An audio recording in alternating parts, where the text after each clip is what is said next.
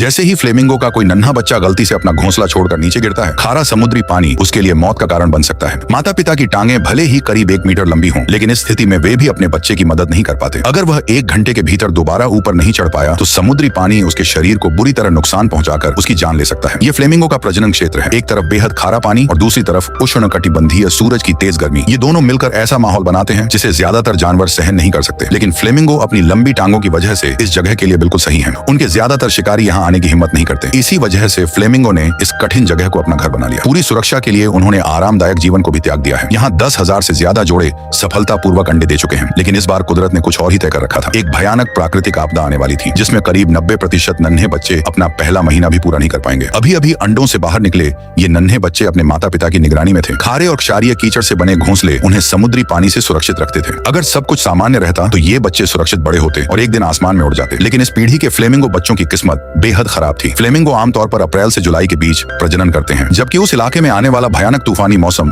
जून से नवंबर के बीच होता है। लेकिन इस बार सब कुछ बदल गया। तूफान समय से काफी पहले आ गया और ठीक उसी समय पहुंचा जब ये नन्हे बच्चे अंडों से बाहर निकल रहे थे। सबसे बड़ी समस्या यह थी कि उनका प्रजनन क्षेत्र उसी रास्ते में था जहां से तूफानी हवाएं गुजरने वाली थी। यानी तबाही अब टलने वाली नहीं थी। तेज हवाओं के लगातार प्रहार के साथ समुद्री लहरें भी घोंसलों को लगातार बहा रही थी। बाहरी हिस्से में बने घोंसले एक एक करके नष्ट होने लगे। ऊपर से लगातार बारिश होने लगी और इन नन्हे बच्चों की जिंदगी खतरे में पड़ गई। इतनी भयानक प्राकृतिक आपदा के सामने उनके माता पिता भी लगभग बेबस थे। आखिरकार जब भयंकर तूफान वहां से गुजर गया और तेज हवाओं व लहरों का शोर शांत हुआ तो पीछे बचा था तबाही का एक भयानक मंजर। जो प्रजनन क्षेत्र कुछ समय पहले तक जिंदगी और चहचहाहट से भरा हुआ था, वहां अब चारों तरफ तबाही मची थी। तेज हवाओं और समुद्री पानी के लगातार हमले ने पूरी जगह को वीरान कर दिया था। जो बच्चे बच गए थे वे अब समुद्री पानी के बीच खड़े थे। ठंडे पानी और उसके खारेपन से उनके शरीर को लगातार नुकसान पहुंच रहा था। अगर वे 1 घंटे के भीतर समुद्री पानी से बाहर नहीं निकल पाए तो वे अपनी ही जन्मभूमि पर दम तोड़ सकते थे। लेकिन इस मुश्किल घड़ी में बड़े फ्लेमिंगो भी कुछ नहीं कर पा रहे थे। अब इन छोटे से बच्चों को अपनी जिंदगी बचाने की लड़ाई खुद लड़नी थी। तूफान इस बार बेहद शक्तिशाली था। फिर भी करीब 10% फ्लेमिंगो के बच्चे जिंदा बचने में कामयाब रहे। हालांकि पिछले वर्षों में